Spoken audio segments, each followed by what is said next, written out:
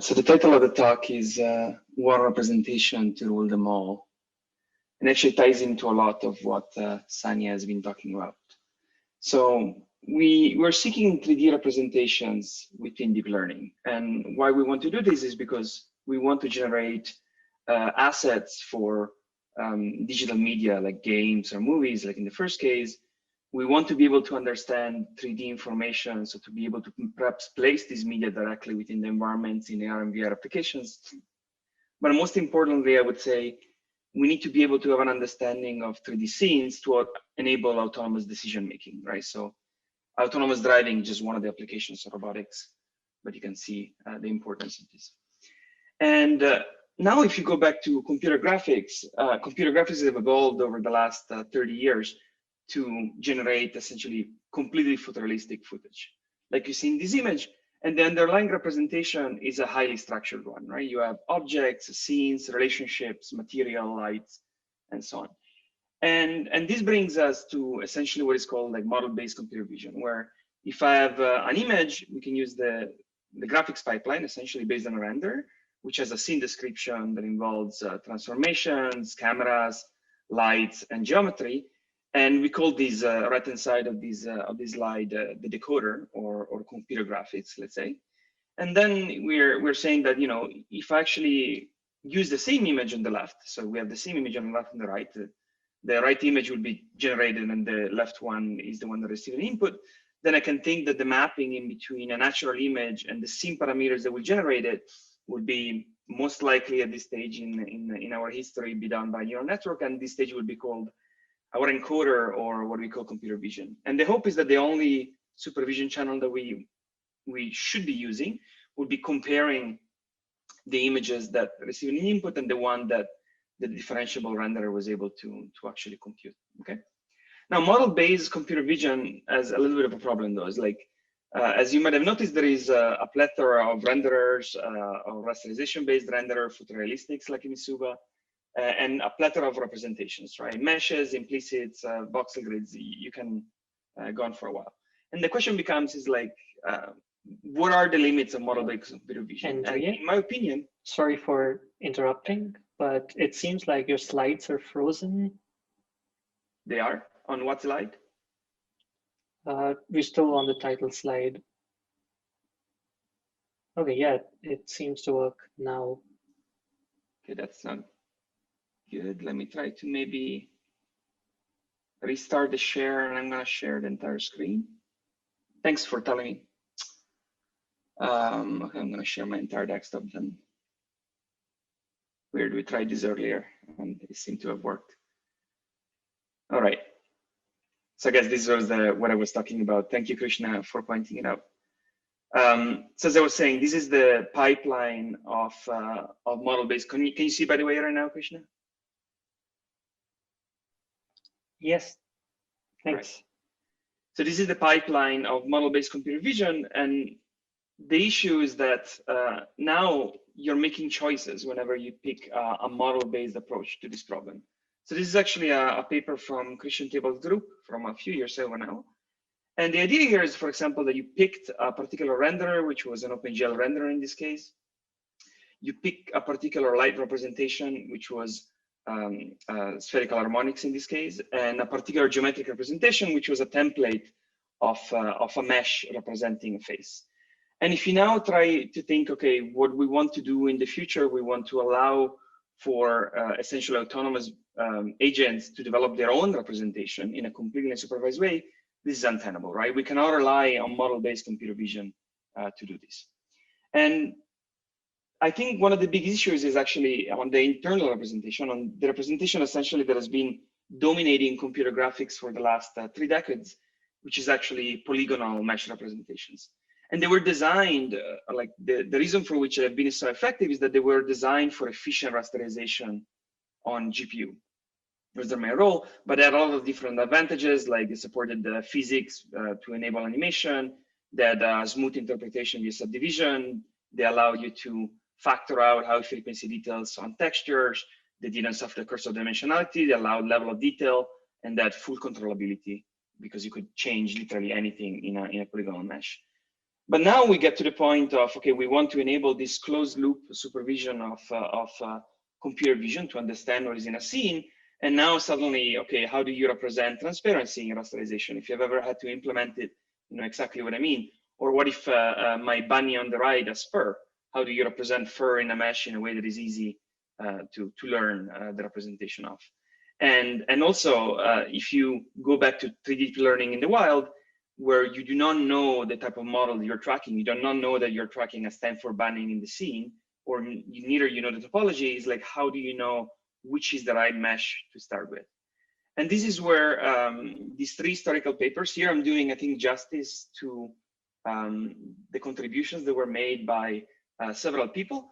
Jichin and Richard with IMNet, I think were the first, if my date checking on archive are correct, to have actually proposed to represent 3D information with MLPs. And here I'm showing you a little video of the latent space that was learned, and also of the comparison of the latent space compared to what a CNN would be able to produce.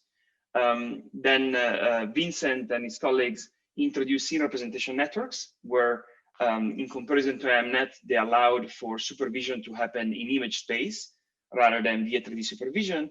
And I think the last capstone paper was important paper is NERF, which basically allow you to reach uncanny valley in neural rendering, right? By both representing light fields rather than just 3D scalar functions, and by modifying or taking advantage of some developments from the natural language community. Positional encoding, namely. Anyway, so this has changed essentially the way in which you can do differentiable computer graphics, right? Because now we can literally abandon more or less what people have been using in traditional graphics to allow for computer vision really to work in the wild, because there's no model needed. The model can be learned at runtime. So now the model that we have for computer vision has changed to the one you see on the screen right now. There is no differentiable renderer per se anymore. You have an internal representation, and you would like this internal representation to be a set representation typically, and one that allows for rendering, of course, because you want to supervise it via rendering, but it should also like prediction and classification, and it should also allow for artistic control, right? Because we want to be able to modify these assets perhaps because we are using them in a game or in a movie. And the internal representation, in my opinion, so if you ask what lambda should be here in the middle, is what dictates what the decoder and the decoder looks like, right? So on the decoder side, I think that right now most people are convinced that the best way of looking at this is that you phrase it as a volumetric neural photorealistic decoder, right? So where you encode the scene in some network and then you query it from new viewpoints or supervision. But the encoder still leaves a lot to be done, actually. Like, we don't really have an encoder that really produces this code lambda that then allows for the decoder to work so well, right? And we want the understanding of the 3D world to be just like the one that you didn't see in my slide earlier because my screen was frozen, but it allows the decomposition of the scene into objects and then into parts and into relationships, right? And so the idea is how do you improve this entire deep pipeline, whereas you can see both the E and D are actually neural networks. And let's start from the decoder. So a few things that my team has worked on is, for example, is playing around with the question is, what is the best representation for 3D deep learning, right? And in the early ages of 3D deep learning, triangular meshes and point clouds were the dominant one, but training in the wild is extremely difficult, although at inference time, if you know the media that you're tracking, for example, if you're doing face tracking, it's perfectly reasonable to say, okay, my topology is fixed and I don't have a problem, right? But training on in the wild scenarios is just prohibitive. And on the implicit side, on the other hand, they don't have this problem because the topology can be changed at training time for the objects that you're trying to model. But the issue is that at inference time, you're still left with a function that, as Sanya was mentioning earlier, you either have to ray trace or perhaps run through marching queues, right? And one thing that we try to do is trying to bridge this gap and develop like representations that are hybrid, so that they reflect some of the ingredients of explicit representation, like artistic control, for example, and some of the advantages of the implicit representation, like dynamic topology changes without the hassle. And one of the first findings that we had earlier this year, I guess it was last year, but it was presented as CPR this year, is actually in this ConvexNet paper that I had with my colleagues at Google, where we actually found out that convexes can be interpreted as a hybrid representation, right? So you can think a convex hull, a convex polytope, like the red area that you see on the left, as simultaneously being a set of hyperplanes, and that's the explicit representation, right? Because I could extract the crust of the red surface by using classical computational geometry, or I can interpret this tensor of equations which contain the normal of these hyperplanes and the offset from some coordinate frame as an implicit function, which is what you see on the right? And this implicit function, actually, you can actually see the full expression right here. So if you want to go and code it up in a Colab, you can do that basically immediately. And it gives you a way of interpreting the combinatorial instruction on the left in a continuous way as a spatial function. And this is important because this allows you to treat training of networks that operate on this media as a classification problem in 3D or 2D if you're doing in projective space. And this is also pretty interesting because the representation is implicit or it's a function, it also allows you to do compositional operations, right? Because CSG operations are very simple when things are expressed as a function. And in this case, for example, what I'm showing you is that we had an image that was encoded by something that broke it down into parts. And it turns out that convex hulls are universal approximators of 3D geometry. So if you have enough of them, you can represent anything you want to any precision. So we were actually able to actually build a pretty high quality model for this airplane. And however, at test time, you can take the dual interpretation of these convex decomposition, where you have a mesh, you don't have a function. And that means that if you now, for example, you want to work with differentiable physics, and you have some differential physical element that require you to work on polygonal meshes because that's how most things are implemented in the past, you just can. You don't have to go through any conversion step of that sort. So this is of course, one may complain, oh, you have too many facets in these polygons. Colliders usually have very few elements in the convex hulls. And yes, we had a paper on this as well. BSPNet target exactly this problem to build a low poly convex approximations of geometry. And the idea was to learn the graph that basically decides which hyperplanes are dispatched to a particular convex. But now what is interesting is that both these papers relied on 3D supervision, right? They relied on ShapeNet to perform inference. And the question becomes, if we take a step back and we go to the NERF land, right? So we go to natural images. This is how NERF represents a scene, right? So it casts a ray through the environment and then determine the color associated with the ray taken from the camera that you can see right here. And this network that you see in the middle is essentially the universe, right? So you're casting a ray through the universe potentially. But what you have to remember is that if you actually look at the way in which MLPs, which is what NERF uses internally to represent this universe, this neural universe, is that you have a diminishing returns in the size of the network. So if I have a scene and I double the size of my hidden unit, you don't get a double in performance, right? So this quality curve flattens out. And this tells you that rather than using a large network to represent your entire scene, what you can do is that, again, you can take a decomposition-based approach, just like ConvexNet was doing, break down the scene into parts, right? And now your network design becomes what you're seeing right here, right? So you have a multi-head decoder where there is not a single network you're querying, but there's a collection of them. And the scene is broken down into parts. And it turns out that a very nice way of breaking down the scene into parts is by actually performing a convex decomposition, and in particular, very specific convex decomposition, which is a Boronoid decomposition, which is some extra properties of in the way in which they're organized spatially. And you can see that down here, that the decomposition actually exploits an algorithm that is usually explained in the first week of computer graphics. It's using the painter algorithms. But because of the way in which the decomposition is made, you have a guarantee that the painter algorithm, which in general cannot be used to render 3D information, is guaranteed to succeed. So now, essentially, you have a way of factorizing complexity into your scene in a way that guarantees that you can actually render the scene effectively.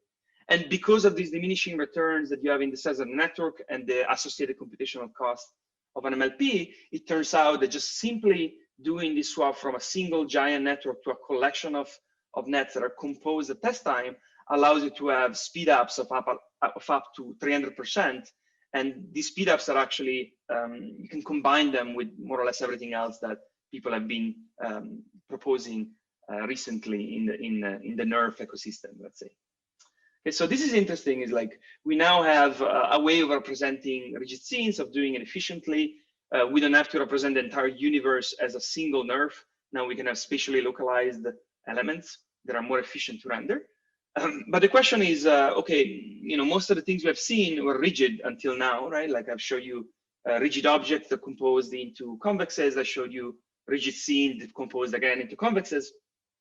And now the question becomes, what if I want to have decoders that are non-rigid, right? So where things like rigid transformations and motion is expressed. And one typical example that we have in computer graphics and vision is humans, right? They are the standard deformable, non-rigid media that we want to represent.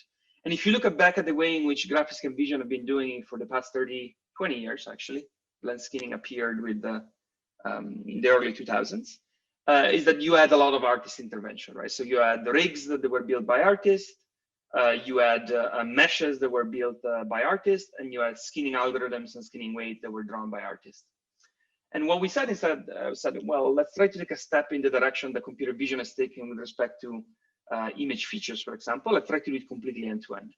Let's assume that in input, you just have a collection of coordinate frames. Let's assume that the output is a function, which represents the geometry we want to represent. And then the internal network is just supposed to be a bunch of MLPs. So as you can see, there's no human intervention in this pipeline whatsoever. And the idea is that if you go and try to do it, this is what happens. So if you look at the red one, is what happens if you use an MLP to represent the deformable humans. It's absolutely abysmal. And what you're seeing on the right, on the other hand, corresponding to the scores that you see in the tables, is what happens if you actually add a bit of structure. So essentially you recover almost like computer graphics performance in the quality of the models that you get. And the reason for this behavior, I'm not going to go into the details, but that is that MLPs actually have an extremely hard time to express dot product operations, and changes of coordinate frames require dot product operations. So they collapse in terms of behavior. Now maybe transformers would be able to overcome this issue, but that's another point. And therefore the idea becomes that, okay, if these decoders are so bad at representing changes of coordinate frame, then the encoders should be modified to overcome this problem, right? And why this is important is because if you go back to our historical papers, we notice that in all of these papers, there was a demand imposed on the coordinate frames of information. So IMNet, DeepSDF, OCNet, all of these papers assume ShapeNet-like information. So they assume that the models were stored in some canonical frame, where the coordinate frame is in the center of the object. So you have object space coordinates, while nerves and scene representation networks, they assume that you know the camera position to ground truth precision. And if you don't, it's simply not going to work. It's not going to be stable in training, or the result is not going to look good. And so the idea that we had was with Canonical Capsules, which we released yesterday, I think, on the internet. And this little GIF gives you an idea of the architecture and what it does. The idea is saying, you know, ask yourself the question, when you see a new object that potentially you have never seen before, how do you reason about the object, right? How do you think about it, right? Nobody's going to give you a shape net set of 1,000 shapes aligned with the in a consistent way, right? Nobody's going to do that job for you. So can we design a mechanism that achieves this task, that given just observations of objects in random orientations, rebuild the concept of a canonical space, of an object space coordinate frame? And now I'm going to explain to you what is happening right here, right? So you can see that you have these lines that are connecting part decomposition of the shape. And it turns out that from in physics, this is well known. Most of what has been happening in the last 10 years in simulation has used this process. If you have two sets of k points, you can compute an affine transformation in closed form. And this is essentially to define what the decomposition is, and to perform this mapping into an object into what is a mental image, right? So this last phase, as you can see, is able to drag the object into a shared coordinate frame once you have these correspondences. And the idea is that this representation actually gives you state-of-the-art performance in a number of tasks. If you read this table, the only one where we're now winning is the registration task.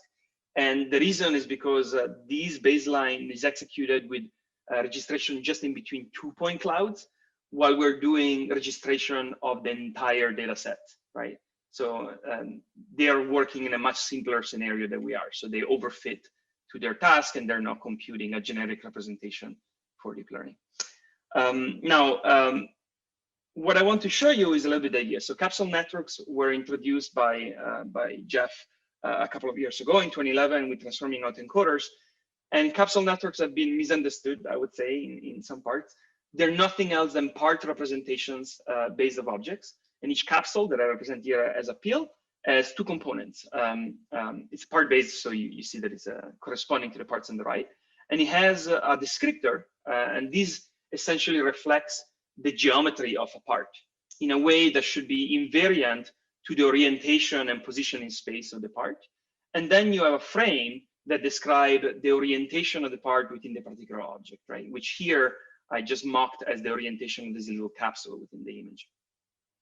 And the idea is that these capsule representations should enable hierarchical reasoning about an object. I should have primary capsules, which is what you see on the right, is a first coarse or fine-grained decomposition of the shape. But then I should be able to group some of these elements into secondary capsules. For example, merge these 2 in the concept of a wing of an airplane, or this one in terms of the front of the airplane, or these 2 in terms of describing the tail of the airplane, and so on. And they admit, of course, recursive understanding in the following form. And you can think of them as being an abstract representation of a scene graph from computer graphics, but where this abstract representation needs to be built from raw imagery, right? And how will you do that? We start from point clouds, because in this domain, we actually have the concept of coordinate frames and shape in a much more explicit way than in images.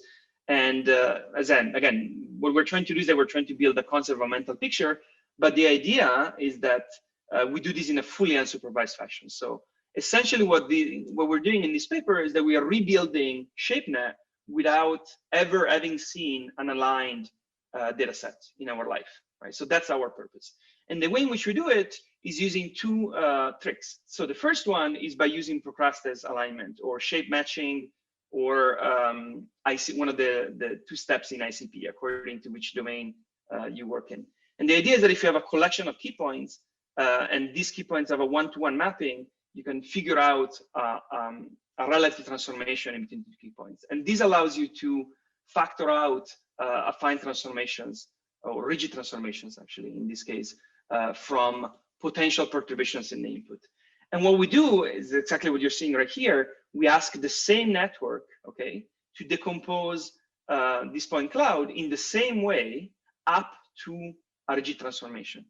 And by doing this, we can ask the network to perform the same job up to a rigid transformation, which is factored out by Procrastes alignment, essentially. And the second trick that we have, so we train this with pair of the shapes, that's what I just said, so in a SIM is set up. And the idea is that the encoder that you need to perform this doesn't need to be an equivariant encoder, which is actually quite tricky to realize, but it can just be an invariant encoder, right? So you just need a permutation invariant encoder, equivariant actually, to perform this decomposition.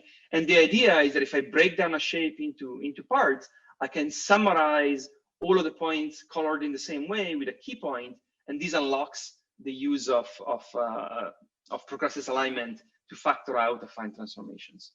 Okay. Now these are some results for the single class canonicalization. So here I'm only rotating visually, but you can imagine that the first column is simultaneously rotating and translating in space. There is absolutely no reason for which that should not happen. As you can see, the encoder, despite the fact that these are 2 different airplanes, by the way, computed a decomposition in a fully unsupervised way, which is completely consistent. And on top of that, it found out a way of taking 2 different airplanes that didn't even know that they were airplanes, didn't even know that they were similar. And it found out a way of representing this data in a consistent and stable coordinate frame. And what this allows you to do is that, well, now if you compare reconstruction quality to things like point capsule networks or AtlasNet v2, which I think still holds the state of the art in reconstruction, the gap in representation power is enormous. You get up to 400% in reconstruction improvement without the need of relying on regressing canonical frames and so on. So now we go back to neural scene representation. We have these better encoders, although I think we have only done the first step in these regards. And the idea is that how do you train for natural images? I'm not going to go in a lot of detail because I'm done with what I wanted to present to you. But I do want to mention this other work that we've been doing with Sarah, Solution, Jeff, and David on exploiting time to train capsule representations, right? And the idea is somewhat similar to the one of canonical capsules in the sense that we have a Siamese training where the same network looks at images now. But the idea is that basically we ask ourselves the question is like, how does a child learn before language, before he's exposed to language, right? You can have people that are deprived of hearing and are deprived of basic communication, and they still learn to interact in the 3 space. So the question that we asked ourselves in this work is how is that possible? And the way in which we did it is basically asking again a decomposition into parts in such a way that motion can be explained by rigid decomposed motion. So we used some of the tricks from computer graphics essentially to perform this task. And notice that while this network at training time takes pairs of images from a video, at test time, it only needs a single image to operate on. So it's similar in the work that I just presented to you in the canonical capsule side, in the sense that it generalizes to single instance learning. Right, so this is the end of my talk. So we want to have these neural scene representations where we want to have these internal representation that allow us to think about what we're seeing, not just re-render it from a novel viewpoint, but that's boring. We want to have these neural decoders, and I'm completely convinced that this will change computer vision for good in the next few years. And we want encoders that understand the 3D world. And I think we've only started scratching the surface from this point of view. I would like to conclude just saying thank you to all of the amazing coworkers that I have that have done a lot of the work here and made this possible. And you can find some links to the source code and the project page for all of the stuff that I presented until now. And thank you. Yeah, I wanted to ask something that connects to what Sanya just presented earlier. Like all of these implicit representations, they do have these drawback on the amount of inference time you might need. Right. And that's something you're also trying to address in your turf work. But how far are we to still seeing like this real time on, let's say, handheld cameras? I mean, we are 6 months into this research, right? That's the short answer. And Christian Theobald released an idea that speed up things by tenfold. We released an idea that speeds up things in between 3 and tenfold. Sanya just presented something about LOD in implicits. I don't know the benchmarks on that, but seems to be some great ideas to be. I don't think, it's hard to say, right? My hope is that it will completely replace essentially how we're doing graphics and vision. But the progress has been so extremely fast, almost numbingly fast. That I also like the fact that you have Nerve as a historical paper in one of your slides. Yes, I think that's just to make, just to be fair to people that it's easy to forget where we came from. And I think it's important to acknowledge people that have done work before you. So it's. So yeah, we have one more question from Liam, I guess. Hi, can you hear me okay? Yeah. Great talk, fantastic. So this notion of the like canonical mental image, how Yes. literally are we supposed to take that? I mean, like, how do you actually see it? Is there a connection here to like neuroscience in terms of the way that these objects are represented in the brain, or is that more just like metaphor? I mean, if you talk to Jeff, it's actually not a metaphor. It's the entire theory of capsule networks is building these mental images, right? So in this paper, we stopped at phase 1, let's say, with these primary capsules. But he has been arguing for, 2011, about a decade, about the fact that CNNs have been surprised. Like, he's the one that brought CNNs or brought deep learning to computer vision, and yet has been one of the biggest skeptics in regards.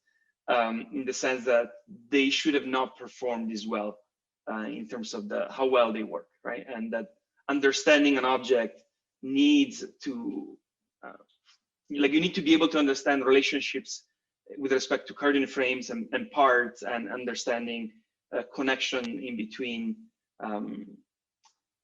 object to scene and part to object relationships to be able to really do something that generalizes. So one of the most common examples is that if you paint an elephant with the colors of a giraffe, a CNN will just tell you it's a giraffe, of course, and it will not complain at all about that, right? So, and that gives you an idea of the lack of actual structural understanding that CNNs have in this regard.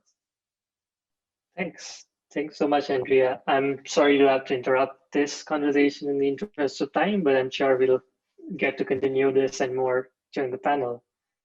So this is how we're going to run this panel. I would like a quick round of introduction by everybody, and then just say your name. And then what I'm going to do is I'm going to come back to each one of you, have you give an open remark on what do you think differentiability is useful and why not the alternatives such as just simply computing the gradients. Okay. All right. So everybody knows who's who. CJ, do you want to start? Just say who you are and you know where you are.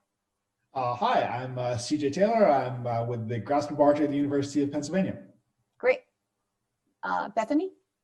Hi, I'm Bethany Lesh. I work at Argonne National Lab, specifically at the Leadership Computing Facility, which is our supercomputer facility. Okay. Kwame, go ahead.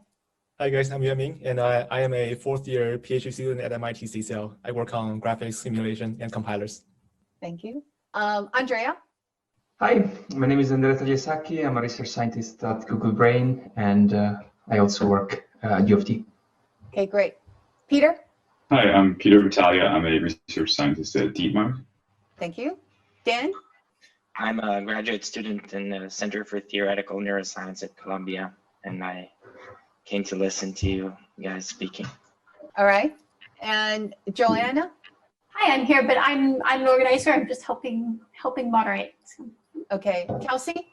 I'm similarly here, but I'm an organizer helping moderate. Okay. All right. So what I am going to do is once we have a very brief introduction, I am going to just pass the mic to each one of the panelists and have each one of the panelists share with us their personal perspective regarding differentiabilities and, you know, versus other alternative approach. Okay, CJ, go ahead, please. Okay, wonderful. So I guess what I'll do is actually echo a point that I heard in your talk, because it resonated with me. As at Grasp Laboratory here, we work a lot on robots, actually stuff at the intersection of computer vision and robotics and the like. So this concept of being able to build differentiable models to help us model actual robotic systems that we have. So for instance, you know, these legged systems that are walking around in extremely complicated environments where we don't have wonderful models to begin with. I think it opens up the opportunity for us to both learn models that have better predictive properties, but also allow us to get at control, which is what we really want to do. Is how do we have really performant systems that work in a lot of these environments where our existing models are, quite frankly, at this point, less than adequate. Thank you, CJ. That's a very brief introduction of your perspective. Okay. I figure there's a lot of people. All right, Bethany, would you like to say a few words regarding what your perspective on differentiability and why it is useful, and you know, what's your view on what's your perspective on sort of compare that to alternatives? Sure. So my background is applied math, and I've been working on machine learning for dynamical systems, and more recently a little bit of fluids. And I have not done any vision, just to be clear, but I am learning a lot from you, the rest of you today. And I really like the idea of being able to integrate your physics simulation with your machine learning as an end-to-end pipeline. And I've definitely had personal experience with estimating gradients directly from noisy data can really amplify noise. So it's great if you can analytically compute gradients. And something I'm thinking about today is that our supercomputers we have computers coming that are going to be primarily GPUs, and I'm wondering if differentiable physics approaches to simulations could take advantage of the GPUs. I think so. I think it can. And that's definitely another direction that we could move toward as a community. Okay. Wang Ming, would you like to go ahead and say a few words? Sure. Yeah. So first, I would like to answer Bethany's question. So can differential physics leverage GPUs? And the answer is yes. We do have a Tai-Chi system that can generate code for both CPU and GPU system. And you write the code in Python, the compiler will generate GPU code for you. So it's an easy way to somehow leverage GPU resources nowadays. And my perspective on differential physics is that, first of all, I really like it. And we have seen for certain problems, by utilizing the analytical gradients, the optimization will just run ridiculously fast. And compared to reinforcement learning, we have clearly very, very huge advantage here regarding exploitation of existing strategy. But there is one thing that I want to highlight, which is according to our experiment, we do find that differential physics tend to get trapped in local minimum just because now we have much more accurate gradients. And if the real gradient is 0, then it's 0, which means you're not making any progress there. So that's one thing. And the other thing I think differential physics can actually help us solve is on more the connecting virtual and reality world side, because nowadays a lot of people, especially robotics people, are really, really interested in how to reduce the sim to real gap. And apparently differential physics allows us to somehow combine the real world data from real world experiments with the simulation data. And by doing this kind of optimization, we can do hybrid simulators that can close the sim to real gap. That's my humble point. Great perspective. Thank you. Leon, are you there? Yeah, great. Okay, we got you. I am here, but I'm meant to be just an organizer. I still have my own opinions about these things, but I would prefer to just maintain my impartial organizer status. If that's okay. Okay. Actually, talking about organizer, I forgot to introduce one person, but I think that person doesn't need introduction, and that's Krishna. Everybody say hi to Krishna. Okay. All right. Thank you, Leon. Okay. Actually, you know what? If you are here, you cannot escape. We are going to come back to both of our organizers to ask them for their opinion at the end of this. but we will reserve the space for them at the very end, the honorary position. All right. Peter? Yeah, thanks.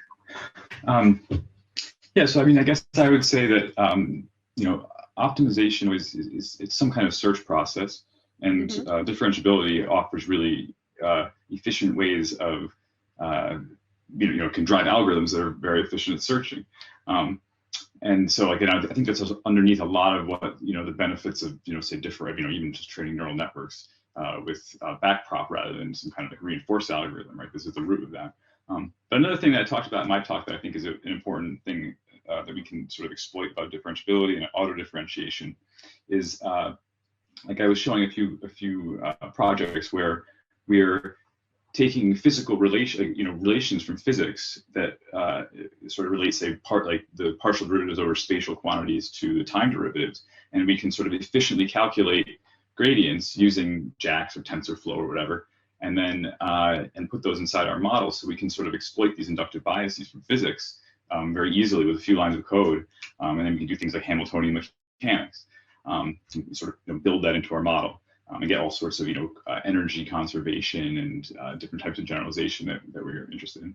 And just the last thing I wanted to say, addressing what Yuan Ming said about the sharp gradients, I think that an interesting direction we should be thinking more about, and I mean, some people are thinking about this, I think, have thought about this for a while, but yeah, like these really accurate models with these kind of like very detailed gradients, if we're trying to optimize something, that's not actually what we want to optimize. What we want to optimize is a convex function that happens to have the same global minimum as that function, right? So I think that thinking about how to, you know, take very accurate forward models, or maybe even knowledge of the gradients of those, and come up with other models that are going to support even more efficient search could be, you know, very good for us in the future. So that's all I would say. Thanks. Thank you, Peter. That's really interesting thoughts. Next, I think I'm going to go to Andrea? Yes, can you hear me? Yes, go ahead, Yes. please. I guess my perspective is a bit different. It's less from the physics side and more from the robust computer vision side, where I both work with estimating noisy gradients from data as well as more analytical gradients from whatever forward process you have. I think the most interesting thought in regard to this particular topic that I have is actually via meta learning. So I think meta learners are something that is particularly this year becoming a bit more popular, I guess, starting from the vision side in being able to estimate gradients by examples. And in that sense, basically you have stochastic estimates of gradients, but then at test time, they actually behave in a very smooth way. So it reconnects a little bit to what Leo was saying a couple of seconds ago. So that's what I think is an extremely interesting part. Is like there is this divide where you could do it by full differentiability or just gradients, but it's actually not true. There is a continuum in between the two different domains, at least in my side of the problems. But interesting perspective as well. Great. So Georgia, would you like to say a few words? Actually, we missed your introduction, so please, state your name and your current affiliations, and then your perspective. Sure. Yes. First of all, thank you for inviting me, and hi to everybody else. So my name is Georgia. I'm a research scientist at Facebook AI Research. I have been and I am still a computer vision researcher, so I care a lot about computer vision problems, in particular object recognition. And I am an empiricist at heart, so for me, whatever works is great. And so in terms of that and trying to make object detectors and recognition work better and better every day, we have been exploring whether differentiability in 3D can help us with understanding 2D and not just for 3D tasks. And this is, I think, my interest and why I am here and the perspective that I have. The verdict is not out yet. We don't really know how to make our detectors and recognition systems work better. Is it data, annotated data? Is it better representations by going to 3D? Is it better optimization? We don't know, but we're exploring. And this is what I'm interested in. Okay, great. All right, so if the organizers are here, they are not escaping. I'm putting them on the spot. Sorry, Krishna, your thoughts. So yeah, like in terms of differentiability, or like my thoughts usually were, if we've spent years of research just developing, techniques like rendering or multiview geometry or physics simulation, why just throw them all down the drain and like do, I don't know, model-free learning? So yeah, my forays actually started from that perspective. Like, can we somehow try and use all the knowledge that we already have and instead improve systems rather than like replace them? That's where I see differentiability is a very strong scheme, but I don't see differentiability as the end in general. Like, I think there needs to be a blend of things that you can specify differentiably, and there's always things that you cannot specify differentiably. You need to learn them. So there's like a hybrid that we need to shoot for. I agree. All right, Leon, what do you think? So I'm a robotics guy. I'm a prof at the University of Montreal, and I'm actually Krishna's advisor.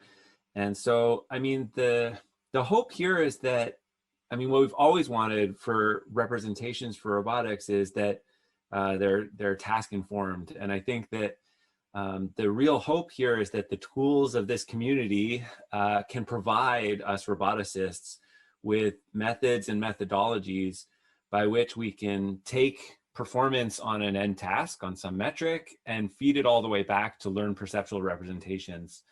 And that's a lot of what the research that that Krishna is doing is about. And I think that this is a super powerful thing.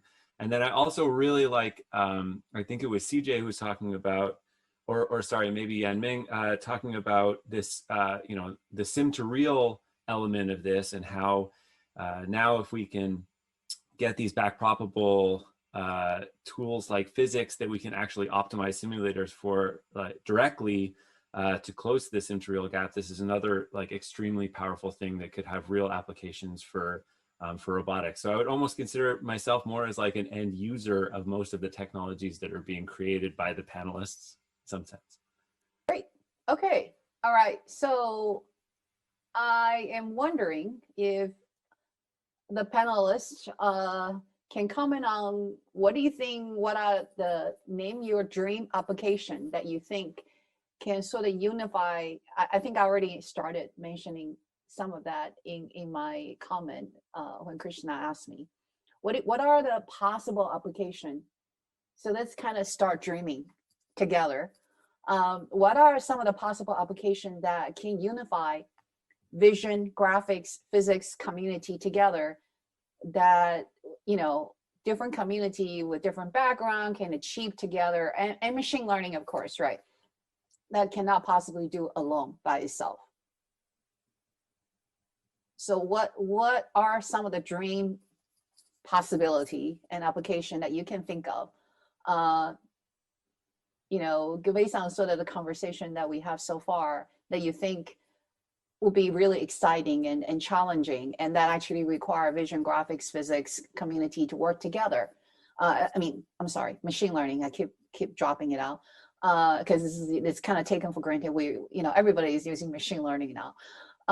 So how can we, these multiple community work together to advance one or two or three or whatever X number of application that is not possible earlier? So I'm going to put, I'm going to just kind of go around, round robin fashion. I'm going to put CJ as our first. I'm going to put him on the line and ask him to to share with us his thoughts. Okay. CJ, go ahead. I think this is actually something that Georgia picked up on, but this vision, no pun intended, the idea of the vision being sort of the inverse problem of graphics is something that I think has been around as an idea in the community for quite a while. But I think the kind of techniques that are being discussed here, where, as you said, there is graphics acting as this forward engine, but then allowing us to interpret images in terms of being able to use these tools to actually pull back out meaningful or salient representations, I think is could be a fun thing to take another crack at. Okay. Shall I go around one by one, or is there anyone who want to jump in? Can I jump in? Yeah, go ahead. Yeah, so thanks for letting me jumping in. So actually I have 2 things on this. I still believe that robotics application will be a really, really great application of what we have developed here, including differential vision, graphics, and differential physics, because I think nowadays a lot of robotic applications are still based on traditional control methods, and apparently, as we have shown in our recent work in differential physics, we can already just use brute force gradient descent to, on one hand, first make robotics training much faster, because now using gradient descent, it converges 1 or 2 orders magnitude faster than reinforcement learning. And secondly, I do believe that somehow closing the sim-to-real gap can be one very meaningful application of differential physics, because there are just so many ways to inject errors in physical simulators. It could be one model that doesn't really reflect the reality. It could be one wrong physical parameter that is system identification. It could be something numerical errors where a deep neural network can actually correct. So I think those 2 topics, like accelerating learning and closing sim-to-real gap, are what differential programming is really good at. And I think both of them have great applications in robotics. That's my 2 cents. Great. All right. Anyone else want to jump in next? I'll say something. Okay, go ahead. Go ahead, Peter. So I think the most important problem in AI is construction or tool synthesis. So I think partially is because I might be biased, but I think this is also one of the most important parts of human intelligence. I think it's sort of what, in some sense, distinguishes us from other forms of intelligence. And And I think that when we try to attack the problem, we start to think about what does it take to, just to build some building or even just like fix something that's broken in our house. You're immediately faced with this enormous search space. And so the question is like, physics is a small set of rules and it can give rise to a tremendous amount of like it can be realized in infinity of sort of different scenes and different scenarios. And how do we search through that, and how do we sort of find things so quickly that kind of work, and what's that process that we use? And then the reason I think that can also be sort of tied into graphics and vision is, so there's this paper I like from Sandy Pentland and Ted Adelson from about 25 years ago or so, where they're talking about, it's about like perception of shading, sort of vision, human vision, perception of shading. And they talk about this workshop metaphor. And the idea is like, how would you it's like this very generative approach to vision. So like the inverse graphics thing that was mentioned a minute ago, like how would you build this scene out of components? Like how would I build this scene out of, I have a phone here and I have like a book over here. So in some sense, it really is also a construction process, even to form an interpretation of what's around you. And I think that some of this similar challenges are at play here. And this is an old idea, right? Of course, like even like people like Irv Rock and perception have talked about this for the logic of perception. But I really think that one thing that we probably could spend more time on in machine learning is thinking about representations that support sort of a lazy, almost sparse generation of structure and of hypotheses or solutions, because that's really how the world is organized, and that the problem that one of the most important problems that humans face, and that I think we need for AI. I think vision, graphics, and physics have a lot to, like, learning and exploiting knowledge of these things has a lot to say about that. I agree. Andrea, Bethany, or Liam? Sure. I guess that from my point of view, like in putting the three fields together, right? Often I ask myself the question, I look at my daughter and ask myself, she has, when she was 1 especially, she can navigate in 3 space without any problem. She can grab objects, manipulate them, perform significantly better than any robot that you've ever seen. And when I'm looking at her, I'm thinking, what kind of media was she exposed to? Was she exposed to 14 million images, ImageNet, right, with labels? Maybe less, right? But then you might ask yourself the question is like, what if you have a child that doesn't have verbal communication, like an autistic child, right? Will they be enabled then to operate in 3 space? I'm not an expert in this area, but my gut feeling is that that would be uncorrelated from the ability to perceive and operate in 3 space. And therefore the question becomes, what are we allowed to provide neural networks as inductive bias to actually learn what the world looks like?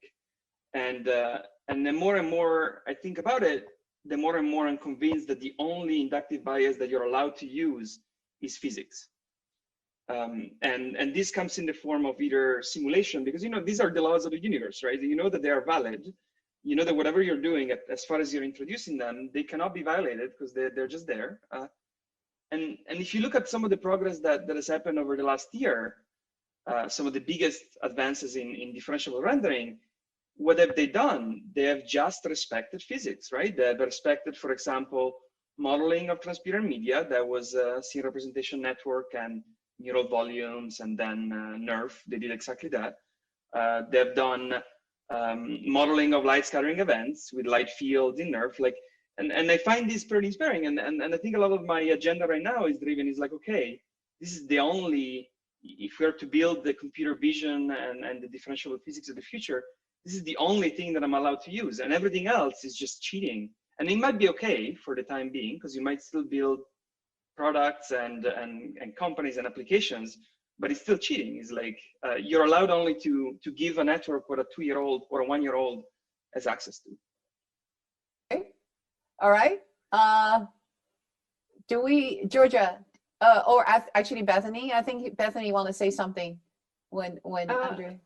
I'm curious if vision can be helpful in climate modeling or weather or other environmental problems if we have satellite imagery to augment incomplete physical models.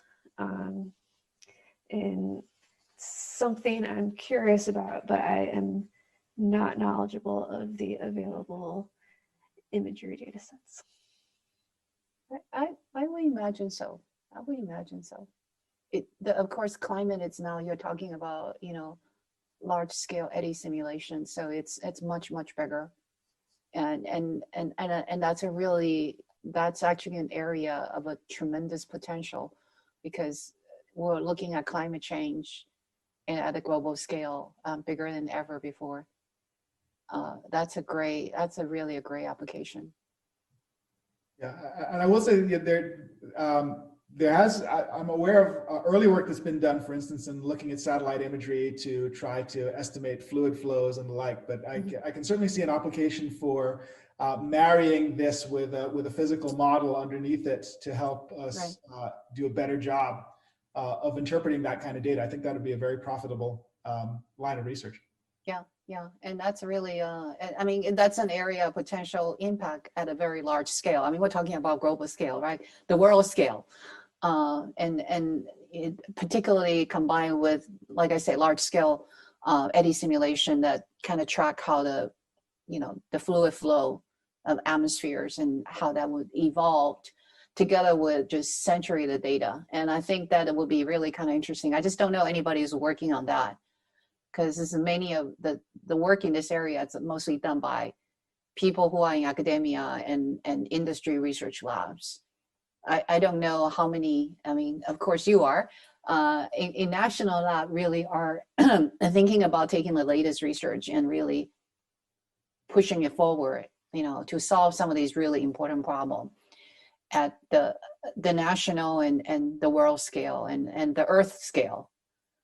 So that potentially will be of tremendous impact. Yeah, the national labs are definitely talking about how to use machine learning methods on these kind of climate type problems, but I don't know about from the graphics or vision perspective, if anyone's kind of crossing those fields. I'm not aware of any. I mean, this is why the panel discussion is so interesting, right? Because we all bring our different perspective. So this is really interesting thoughts. Okay, that is, keep that thoughts. We'll follow up. Georgia, would you like to say a few words what you think are your dream application? Yes, of course. I mean, a lot of the things that people have said so far also are part of my interest as well. I'm also trying to, like, just from what Bethany just said, it's always, I think we should actually be thinking more globally in terms of what it is of these applications and what it could be of impact. Of course, we all want to build models that operate like the human brain, that they're very intelligent, and this is something that we might achieve, but we also might not in this lifetime. But there is definitely a lot of good gain from building models that tackle problems that are beyond the scope, like climate change, ethics, all these topics that are sometimes less brought to the forefront. So that's something that I would like to see more of. I would like to see more attention and more examples and more research on these type of problems that affect all of us right now. And then I think that I would like to, based on what Andrea just said, how do we envision of training these systems if we want to reach this golden standard of I have now trained like a human brain or like another brain of that level of understanding. And I'm not settled yet as to what is the right approach, whether we should simulate how humans learn, or whether we can take a just different approach. Humans had like billions of years to establish how they learn. It doesn't mean that we need to stick to that. There might be other avenues, other paths. Not that what we're doing right now is anywhere as effective or as pretty as how humans learn. That's like very far from reality. But these are all sort of the questions that go in my head and what I would like to see us tackle in the future. Great. That's good. That's great. Leon or Krishna? Leon, go ahead. Do you want to say a few words? Hi, sure. Yeah, like I really like what Andrea was talking about. Like I have kids too, and looking at your 1-year-old, and it's amazing. And I also remember seeing these videos of like crows solving incredibly complicated little problems to get seeds or whatever the crows eat. I don't know.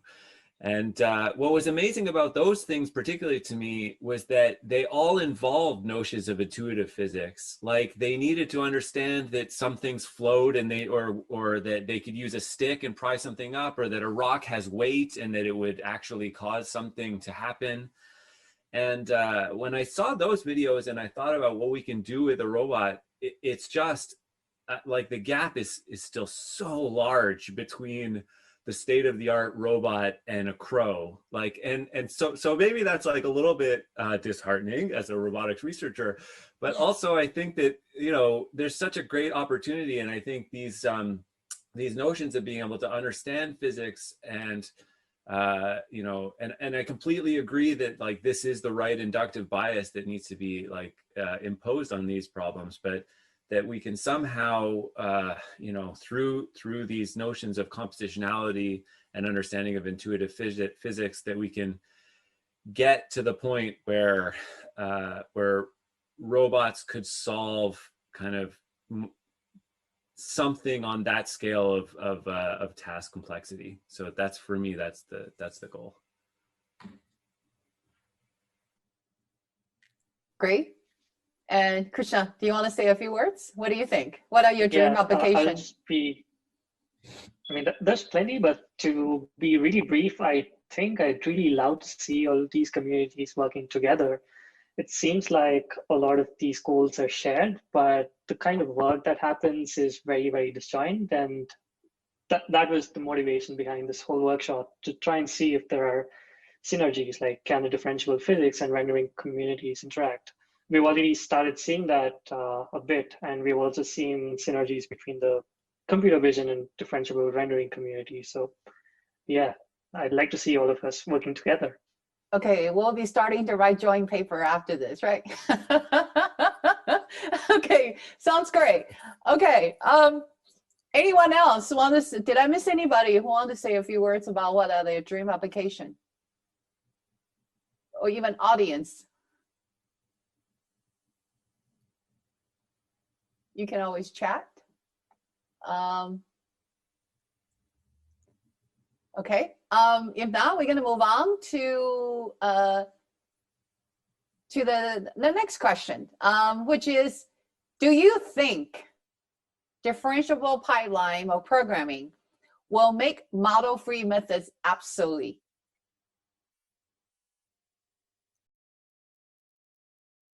What do you all think? Anyone want to volunteer to jump in? Yep, I can jump in. Okay.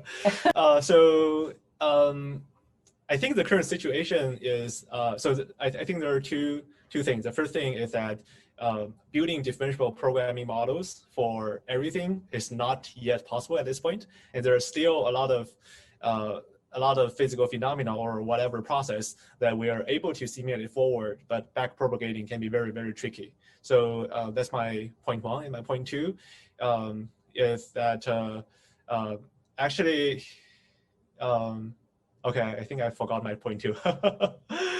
Okay, so I'll jump in again when I come up with my point two. Okay. Okay, we'll come back to you. All right, CJ.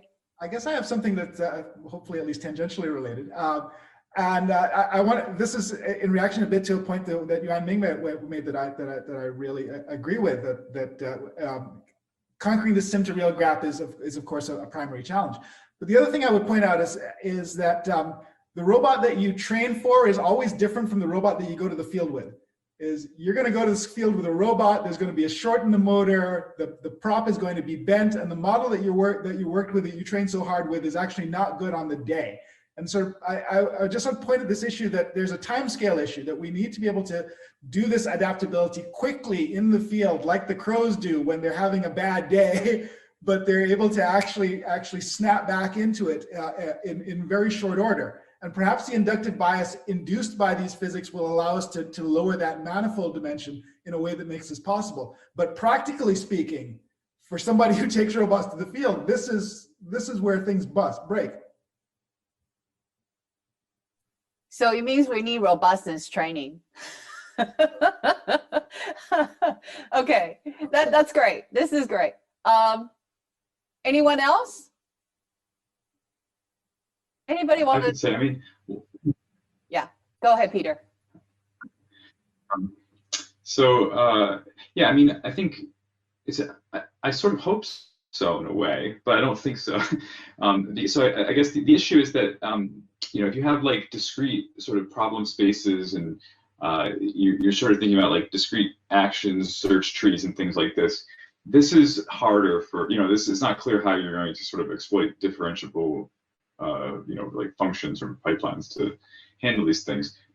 At the same time, I mean, there's like a lot of work on continuous relaxations of sort of discrete things. So I think again, like this is sort of in the spirit of the thing I was saying before about like you don't really care about the sharp function, you actually care about the thing that you can optimize well. Again, maybe like we can start to think about ways of taking discrete problem state spaces, action spaces, and relaxing them or coming up with differentiable functions so we can exploit their efficiency for search and solving our problems that way. So I mean, yeah, in general, I don't think that in the near term I think model-free methods do have a lot of advantages, but in the long term, I think that it's it's an interesting thing to even try to challenge.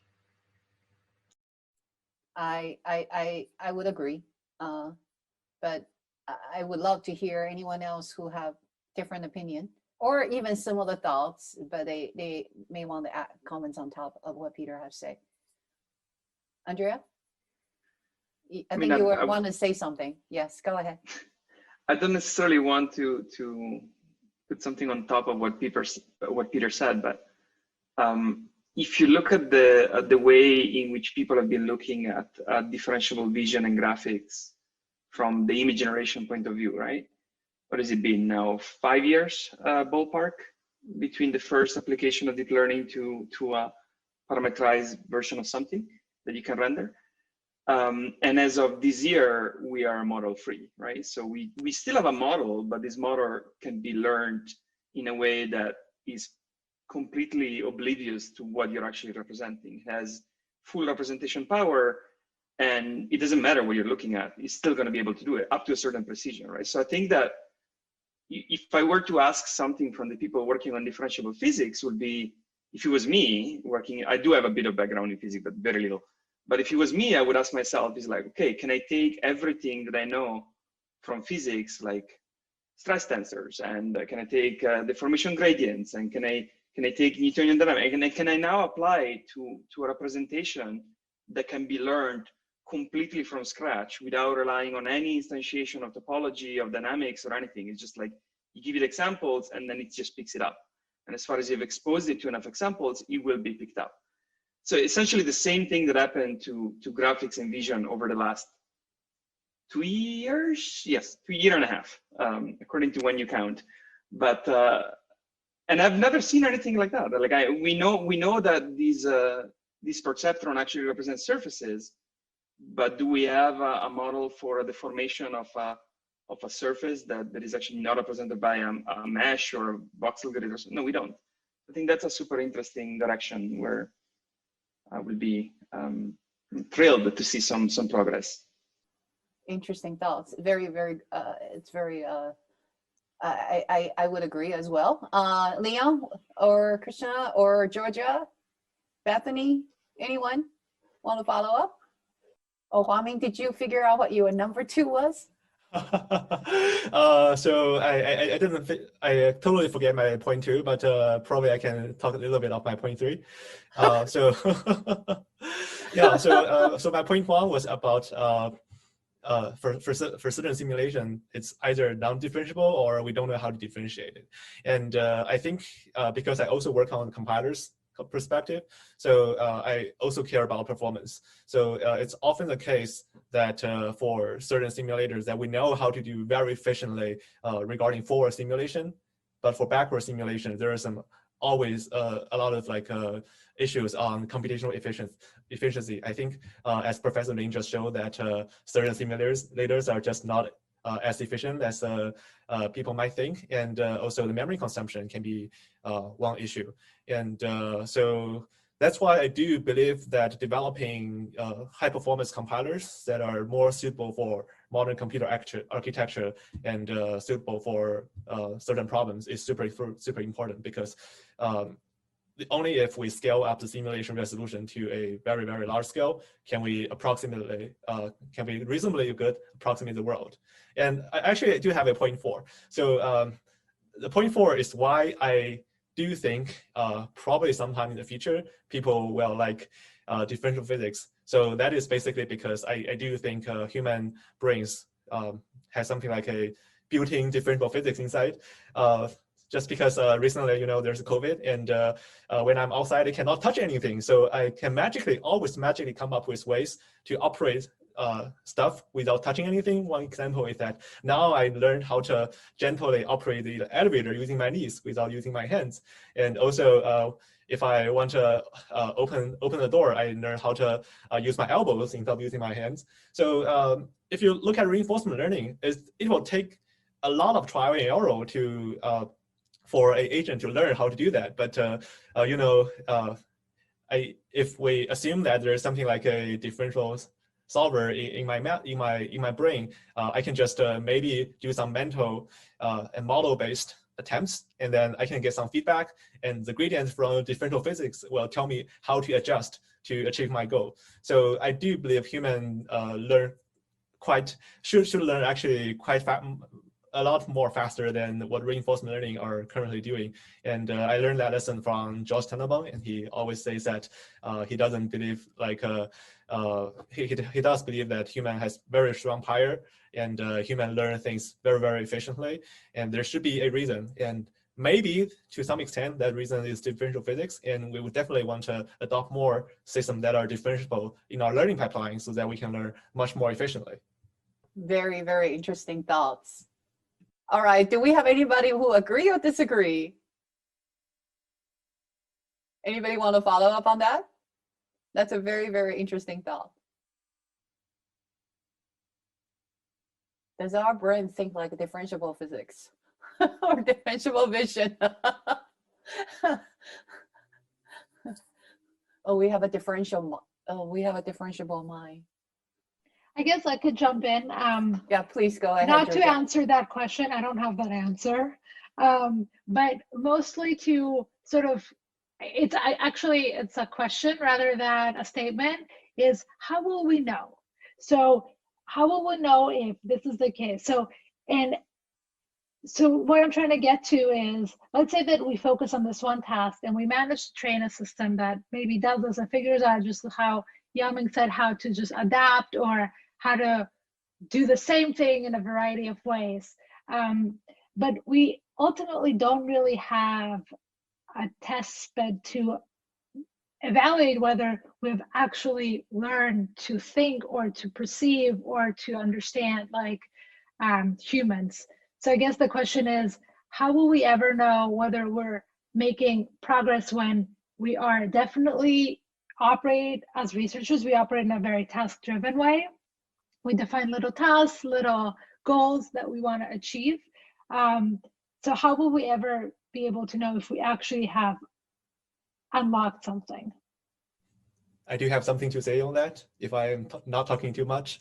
Go ahead, please. Yeah, so I do believe that we would do something like ImageNet for computer vision, and we do need a very, very nice physics benchmark data set so that people can have a consensus on at least compare what kind of what kind of learning method on differential physics, at least we can evaluate different methods on differentiable physics. We need a common evaluation standard so that we can really push the field of somehow combining reinforcement learning and differential physics together. So at this point, I think the issue is that differential physics are still somehow maybe mostly in the graphics and physical simulation community. And this is kind of a little bit of isolated from people who are really doing learning and robotics. And I do think that's why we need to gather here to talk about future solutions. So I think we really need to make the existing differential physics system easy to use and easy to benchmark. So that's one very important thing. I do think that the birth of ImageNet as a common standard for evaluating different deep learning system has drastically pushed forward the recent advances of deep learning. Like without a common consensus of which method is better, we cannot push things forward. We do need a good evaluation thing. And currently the issue is we haven't built that common standard yet. And I do look forward something like the ImageNet, something that corresponds to ImageNet to appear in the field of differential physics. That's definitely a really interesting thought, and I would argue the same probably would apply to even robotics, where RL has been used extensively.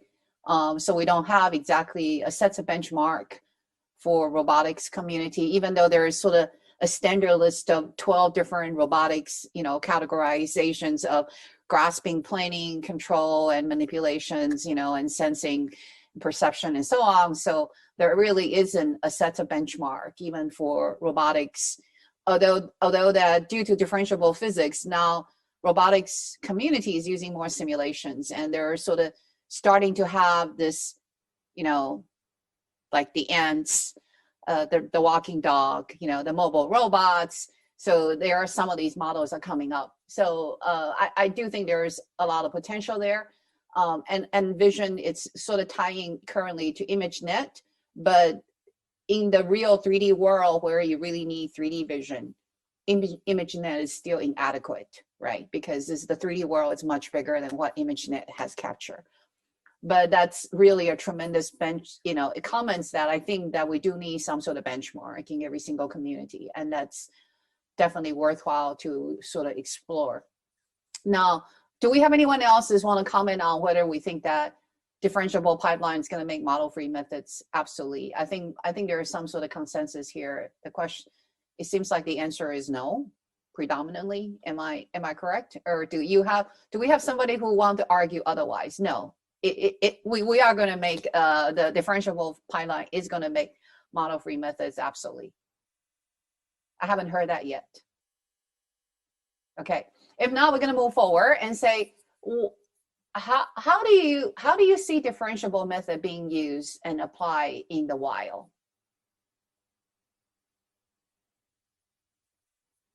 Anyone have thoughts on this? Do you think we are ready? Do you think how robustly can they run, do you think? So I don't have thoughts, but I have context to just add here. Particularly in terms of, let's say, differentiable physics, there are things that you can never hope to model, maybe disturbances like the wind or so, or there might be very complicated objects that you can't always encode in code. And even in rendering, you're always faced with something that's different from the real world. There's always some residual you can't hope to close in. So I guess that's a very interesting thing to consider. Like, do we want these systems to run ready, in the wild on real data, or do we look at other midterm transfer solutions, like you train in simulation and then try simple real transfer? I don't know. Yeah, just opening up more thoughts. So just some random thought. So maybe surprisingly, I have to say, in many fields, even for physics, simulators are not accurate enough. There are many reasons people can introduce errors in forward physics, including discretization errors and inaccurate model assumptions, and also wrong boundary conditions and inaccurate physical properties. There are many issues, even in forward simulation. So I think, given that, it's fine to tolerate some current learning issues of differential physics or differential programming tools and adopt that in current learning system, because there are a lot of issues in force physics simulation, but there are a lot of people already using force physics for computer-aided engineering, for reinforcement learning. So I think I wouldn't say we're 100% ready, but I think what is exciting in the academia is that people are always eager to try new things, and that's why we call it research. Yeah, Here, Peter? I'll say something. So yeah, so like I think that this is something I think about a lot, like, you know, how we're going to take a lot of the stuff I showed, you know, we're taking these simulators and we're training some neural network on to you know, mimic a simulator, but that's like sort of easy compared to having something that learns about the real world. And I feel like I haven't really had a sort of come to a decision about how we should approach this problem in general.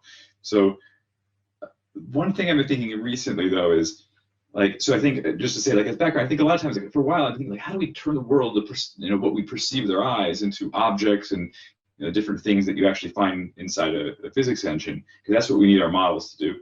And the more lately, I've been thinking something different a little bit. That instead of thinking about it like as like it's just a series of representation transformations. So we have, like, whatever our sensors are, collect some image, you know, grid, like maybe a regular grid of little pixels, whatever, volumetric data, whatever it is. And the question is really just, how do we stage, like, how do we you know, have a stage of transformations into representations that we want? And what I mean by want is like the thing that's going to help with our downstream tasks, like was discussed before, or like the efficient computation or efficiently learnable. So I think that I'm really starting to think about kind of like you know, resource rational, or kind of like, you know, economically rational you know, way of thinking about how we can just go right from the sensory data all the way through representation and really try to bring in cost of computation, cost of learning, and the cost of whatever your, you know, task cost is. And the last thing I'll sort of say on this is, I think it's kind of interesting to think about what scientists do. So like a physicist has a model of, you know, the universe or something, and or you know, at any scale, you have a model of water and particles and things like this. So like there's not actually, you know, atoms. Like, this is just a representation that's very convenient for us to compute, and it like solves lots of problems, and we can kind of like extrapolate really, really well. So I think it's kind of interesting to just think about the different trade-offs through science and the models that are very prominent and effective and powerful, why those trade-offs were made, and, you know, from that sort of get ideas about how we can start to structure our kind of like, you know, again, economically rational choice of representations, computations, where we're going to take our observations, you know, of the world and turn those into models. So it's really sort of the same thing. That's all. I think that's really that's correct, and I think a parallel analogy is probably like autonomous driving, right? We are putting these neural network trained learning to drive module on the street, dealing with the real world, and most of these scenarios are all capturing the very clean data, using very clean model, and now it has to be tested on a while. And so I don't think, you know, it will take a lot of learning, but I do think that this is really sort of very interesting things for us to kind of think about in terms of a sort of building on top of what you learn, and your model doesn't have to be perfect. It learns to improve itself through the process. Do we have anyone else who want to comment on this? Sure, maybe I'll say a few words. So I mean, I think so the question was like, is this ready for the wild? And I mean, there are some things that are already out in the wild, and they involve differentiation. But I guess what we're talking about is like adaptive models that are learning intuitive physics, and can we put those things out in the wild? And I mean, I think for a safety critical application like autonomous driving, the answer is like a resounding no.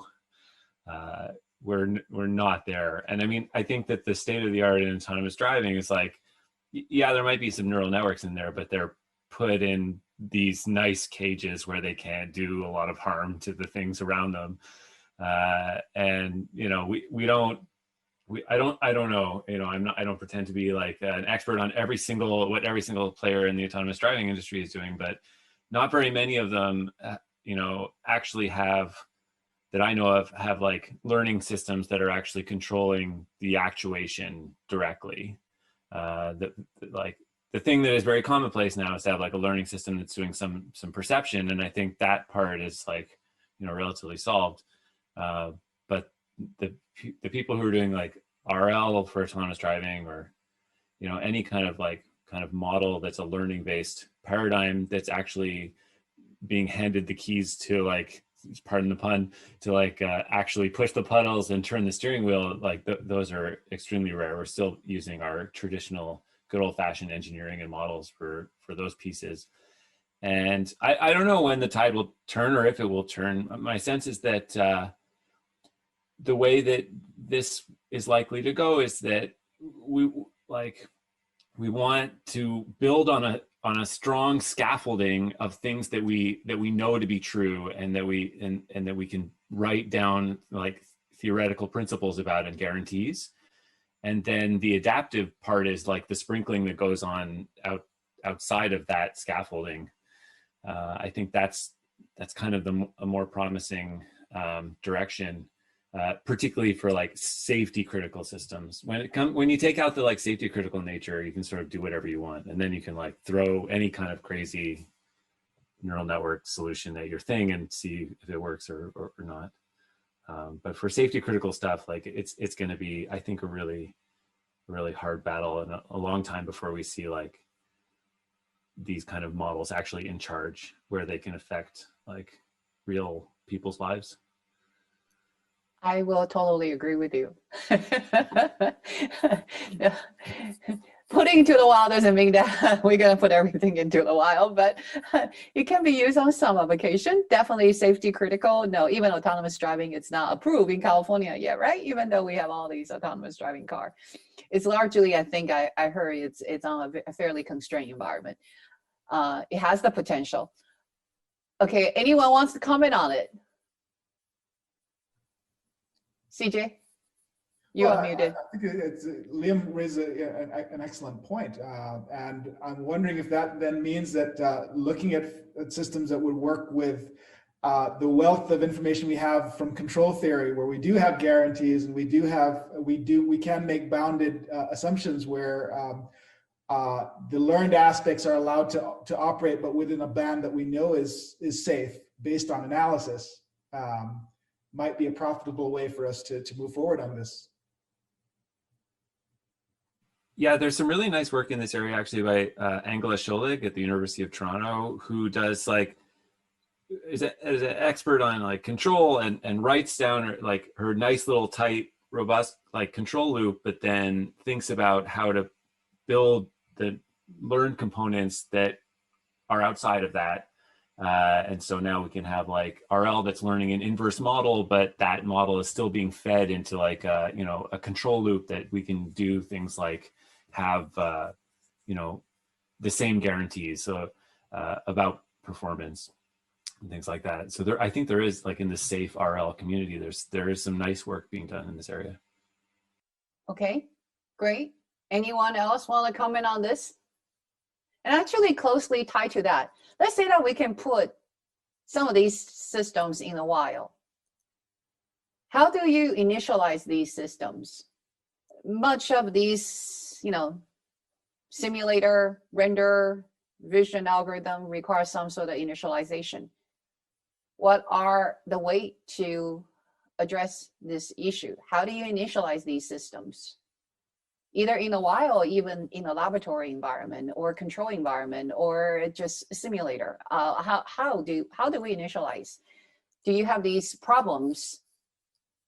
I do actually believe that differential physics can have a little bit of benefit on initializing a experiment, because I do believe system identification would be a very nice application of differential physics, then you can basically, based on your observation of something like two elastic balls colliding with each other, and then do a bunch of gradient descent. It's kind of, you can always infer something like the mass ratio between the two balls. And we did have that in the Chen Qing paper as a motivating example for system identification. So that allows us to actually get a little bit of information from the physical world to the simulating environment by somehow either looking at the physical world or use some sensors to gather some information and then fit a model. So this is actually one area where differential physics would actually has a little bit of advantage. Great, yeah. I think Andrea was going to say something. Yeah, but this is a bit on the wild side, though. I put this prefix on it, but it connects to something that Georgia was saying earlier, right? Like, humans had a long time to learn how to behave in the environment, and now you can actually even go to the animal world where the claim is not as wild, but there is behavior that animals have that are driven by instinct. And now you have to ask yourself, what is instinct? Because instinct is nature, is not nurture, and therefore is pre-programmed in the brain. So, and this ties to your what initialization you give to the system. So it's not inconceivable that our visual system and our motion control system are somewhat weakly initialized to nudge you in the right direction. I do not know to which degree, but definitely in terms of just behavior, instinct is exactly that, right? Like, just born animals know what to do without any supervision immediately, right? There is fawns that just come out of the belly of their mother and just start walking. And how do you explain that if there's not some form of memory passed down through generations? So, but again, this is wild, right? In the sense that we have no idea how to model this, and this will mean like some form of memory in between generations of networks that you train. And the closest thing to it will be like federated learning, where you have these remote model that you update slowly over time. But I think it's pretty interesting, but it's completely wild. It's like I have no idea I have no theories on how to do it. Well, on that thoughts, unless anyone else is on that have comments, that I think that's a really interesting thoughts that I think we can sit on and think about, and we'll come back next year and we can debate on this, or we can debate over drink afterwards. Okay. I would love to follow up with each one of you individually. We have some really interesting discussion. I think Georgia has to leave already. Also, we have poster presentation coming up. So I would like to sort of, ramping things down. I want to thank you all for an extremely interesting and stimulating and exciting discussion on all these really interesting questions. And I wish we had more time. Unfortunately, we already kind of running behind schedule, and the poster presentations are waiting. So I want to thank you all for taking your time to chat on this panel format. It has been fun. And I also want to thank Krishna and Liam again for organizing the workshop. So we will follow up through emails or other informal discussion offline. Thank you all for participating in the panel, and thank you all for all your interesting contribution and sharing your thoughts with us in this panel. There's also Joanna and Kelsey, who are the real organizers. I didn't really do much. And then there's other organizers who are not even here, like Victoria. Victoria, Kelsey, and Johanna, I think really shout out to them. It is they who did like a ton of the heavy lifting. I was probably just, the face, but they did all the work, and it was really nice trying to put this together, and it was nice to just go through all of your talks and have this panel discussion.